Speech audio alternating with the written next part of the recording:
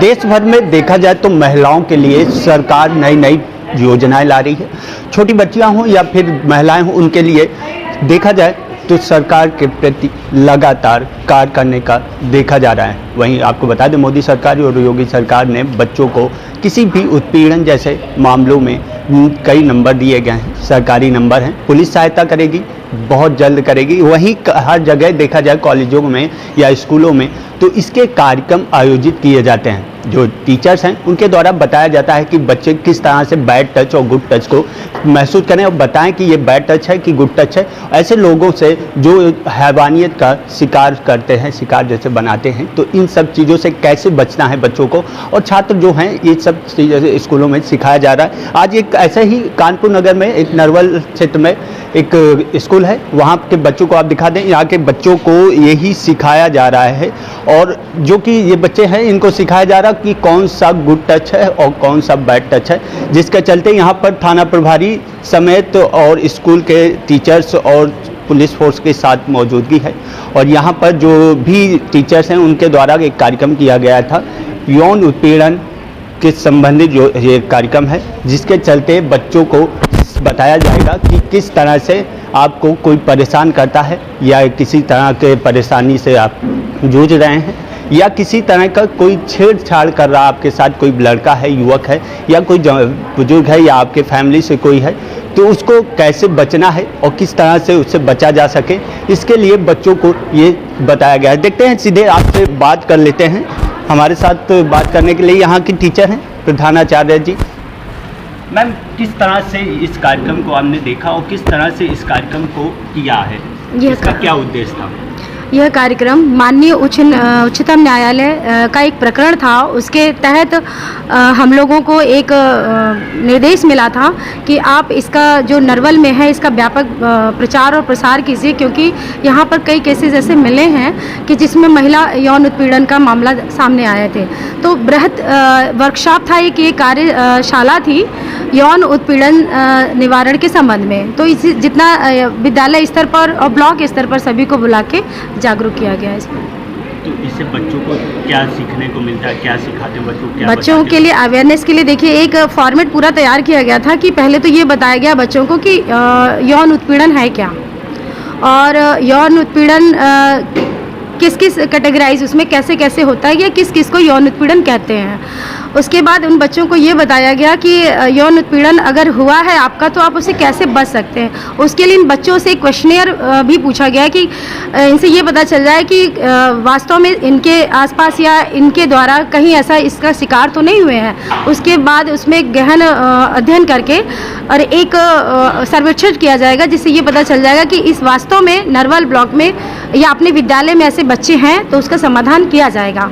और उसके बाद कुछ चीज़ों पे फोकस किया गया कि डॉक्टर प्रज्ञा अवस्थी जो हमारी जो संचालक टीम की सदस्य हैं आईसीसी कमेटी की, हमारी जो मुख्य जो प्रभारी हैं इनकी डॉक्टर श्रीमती ललिता मैम और डॉक्टर प्रज्ञा अवस्थी, डॉक्टर रेखा, इनके द्वारा विधिवत इस कार्यक्रम को फॉर्मेट किया गया है और बच्चों को जानकारी दी गई है कि कैसे यौन उत्पीड़न से बचें, और अगर कोई परेशानी है तो विधिक रूप से कैसे आप मदद लें, कानूनी सहायता लें, पुलिस को इन्फॉर्म करें, और जो लीगली इसका जो पॉइंट है इसको आप अपने जो नियम है इसको समझें। तो कोशिश यही रही कि ज़्यादा से ज़्यादा लोगों को इसके बारे में जागरूक किया जाए। Thank you. ये राजकीय बालिका इंटर कॉलेज नरवल में है, और जहाँ पे देखिए ये टीचर हैं, टीचर से बात कर लेते हैं, उनसे जान लेते हैं कि किस तरह से तैयारियां की थी और किस तरह से बच्चों को समझाया। और देखिए क्या नाम है आपका? डॉक्टर प्रज्ञा अवस्थी। बच्चों को किस तरह से आप समझा रही, किस तरह से बच्चों को उत्पीड़न से बचाने का कैसा संदेश देना चाहते हैं?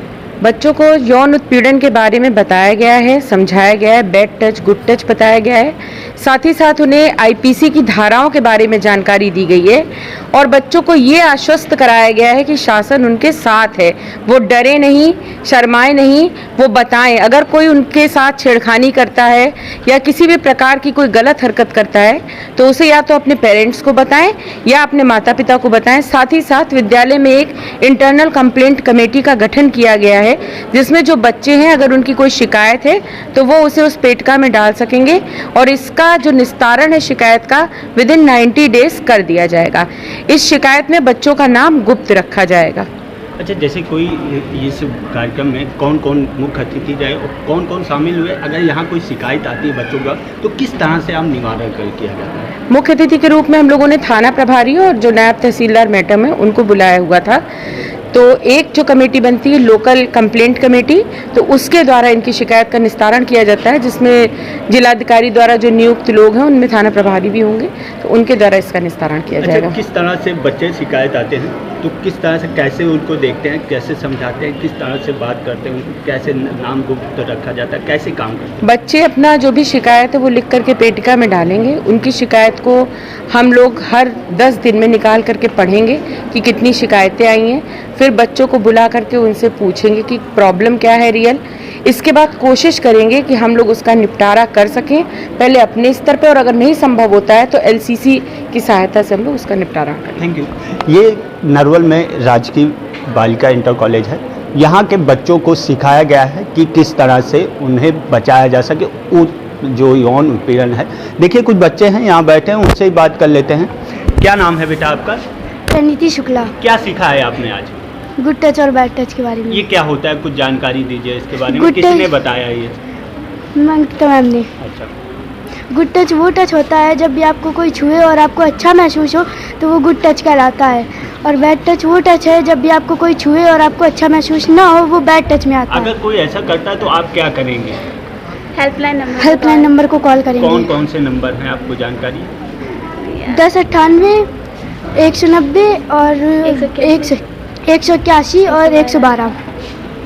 ये बच्चे हैं, बच्चों से बात किया 1090 198 और 112 जैसे नंबरों का इस्तेमाल करके बच्चे को ये कड़ी से कड़ी चेतावनी दे गई है और बताया गया है कि कैसे उनको बचना है।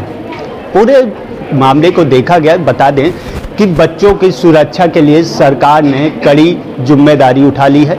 छात्र हो या कोई महिला हो या कोई छोटी बच्ची हो, अब किसी के साथ अन्याय नहीं होगा।